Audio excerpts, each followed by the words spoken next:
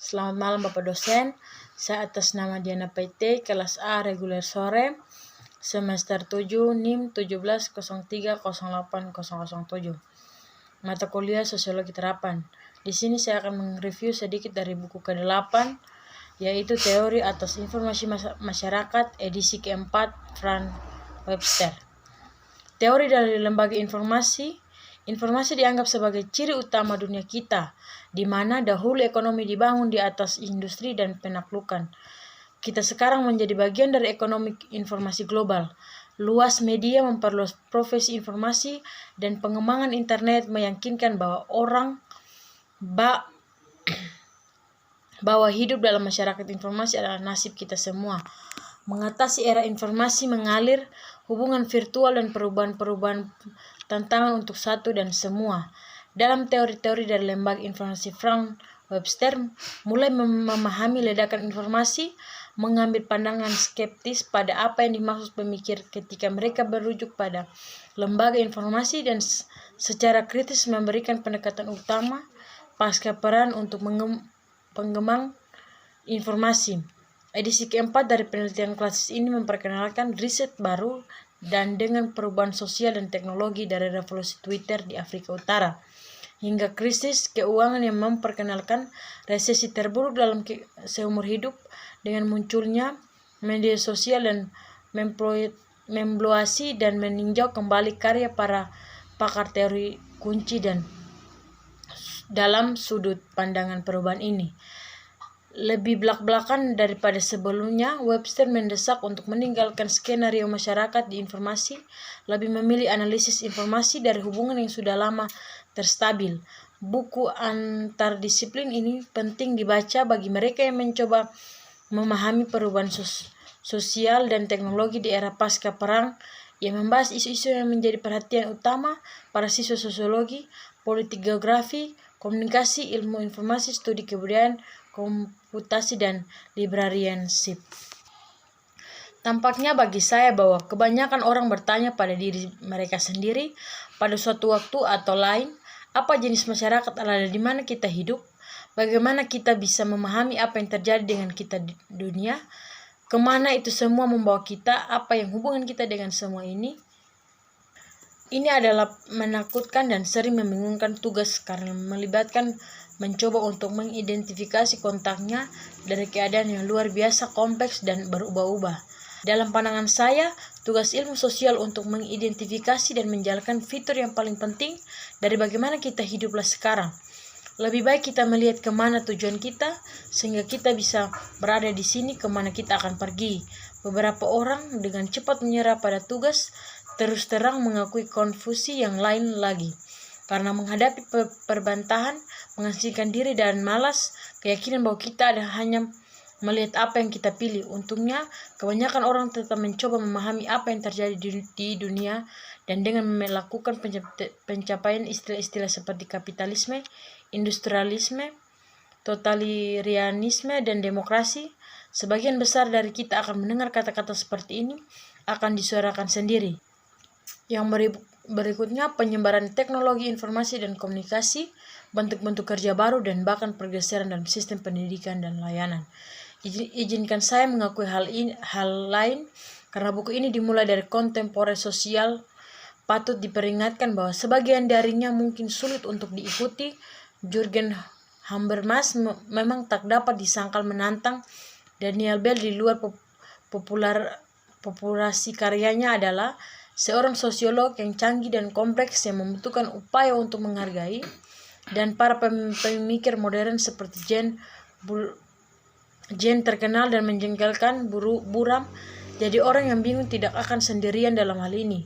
Hal itu bisa membingungkan orang yang tarik pada era informasi, meskipun sebagian besar pemikir memeriksa dalam buku ini membahas kecenderungan informasi secara langsung, tidak semua dari mereka melakukannya.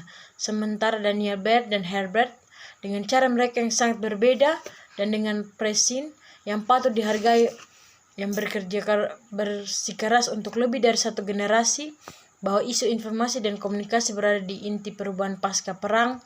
Ada pemikiran yang lain yang saya anggap seperti jargon Habermas dan Anthony yang tidak terlalu memperhatikan ranah informasi, saya bergegas untuk mengatakan bahwa ini bukan karena mereka tidak memilih apa-apa untuk berkontribusi pada pemahaman kita tentang informasi atau karena mereka tidak menganggapnya penting.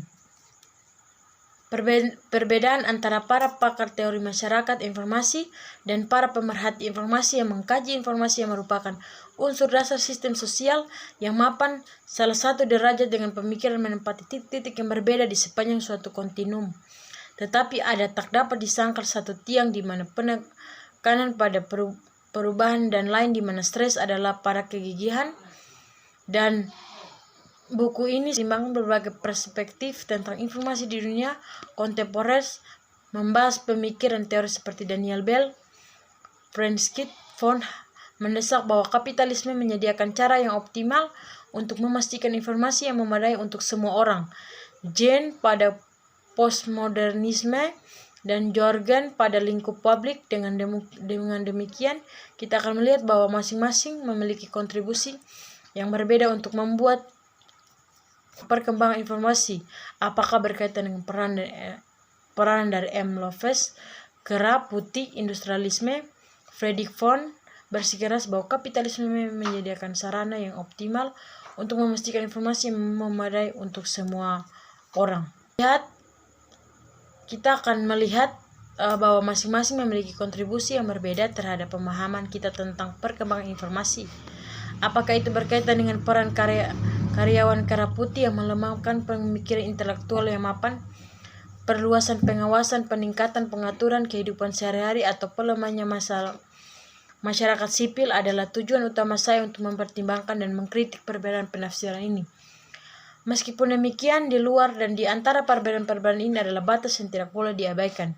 Pemisahan antara mereka yang mendukung gagasan masyarakat informasi dan mereka yang menganggap informasi sebagai kelangsungan hubungan yang telah ditetapkan terhadap satu sayap kita, mungkin posisi mereka yang memberikan jenis baru masyarakat yang telah muncul dari yang lama. Yang berikutnya, defisi. Jika kita ingin menghargai pendekatan berbeda untuk memahami tren informasi dan isu-isu saat ini, kita perlu memperhatikan definisi yang dibawa ke dalam perdebatan sangat membantu untuk memeriksa di awal apa yang dimaksud dengan masyarakat informasi. Ketika mereka memunculkan istilah ini, desakan dari mereka yang percaya pada konsep ini dan pernyataan tren bahwa waktu kita ditandai oleh kebaruannya berteriak untuk analisis mungkin lebih mendesak daripada skenario yang menyatakan bahwa status quo tetap. Berikutnya, kriteria. Apa yang memogokkan seorang dalam membaca literatur pada masyarakat informasi adalah bahwa begitu banyak penulis beroperasi dengan definisi yang belum dikembangkan dari subjek mereka. Tampaknya begitu kepada mereka bahwa kita hidup dalam masyarakat informasi, bahwa mereka dengan gembira menganggap tidak perlu untuk mengklarifikasi secara tepat apa yang mereka maksud dengan konsep. Mereka menulis biolog tentang fitur tertentu dari masyarakat informasi, tapi anehnya samar tentang kriteria operasional mereka. Karena sangat ingin memahami perubahan informasi, mereka segera menerjemahkan dengan berbagai bentuk produksi ekonomi, bentuk interaksi sosial, proses produksi yang informatif, atau apapun. Berikutnya, ekonomi teknologi. Spesial budaya ini tidak perlu saling eksklusif, meskipun para teoritis menekankan satu atau faktor lainnya dalam mengajikan skenario khusus mereka. Namun apa definisi berbagi adalah keyakinan bahwa perubahan kuantitatif dalam informasi menjadi semacam sistem sosial yang secara kualitatif masyarakat informasi. Dengan cara ini, setiap alasan definisi dengan cara yang sama ada lebih banyak informasi saat ini. Oleh karena itu, kita memiliki masyarakat informasi. Seperti yang akan kita lihat adalah kesulitan serius dengan indeks post penelitian yang berpendapat penyebab dari kesimpulan ada lebih banyak informasi tentang ini membawa tentang masyarakat informasi. Dan yang berikutnya, teknologi. Konsepsi teknologi pada serangkaian informasi yang muncul sejak tahun 1970-an, teknologi baru adalah salah satu indikator yang paling terlihat di masa baru dan karenanya sering digunakan untuk menandai kedatangan sebuah lembaga informasi teknologi tertentu yang menyita perhatian para komentator oleh bervariasi seraya waktu berlalu. Ada yang ketinggalan zaman karena teknologi unggul, misalnya compact, sedangkan teknologi yang belakang menyingkap bahwa teknologi lain terlalu cepat dipuji-puji sebagai terobosan teknologi. Mainframe komputer ini mencakup televisi kabel dan televisi aktif, video game, komputer pribadi, layanan informasi online, laptop komputer, komunikasi komputer, dan laptop pintar di seluruh dunia. Dan ini mungkin saja review yang saya bawakan. Sekian dan terima kasih.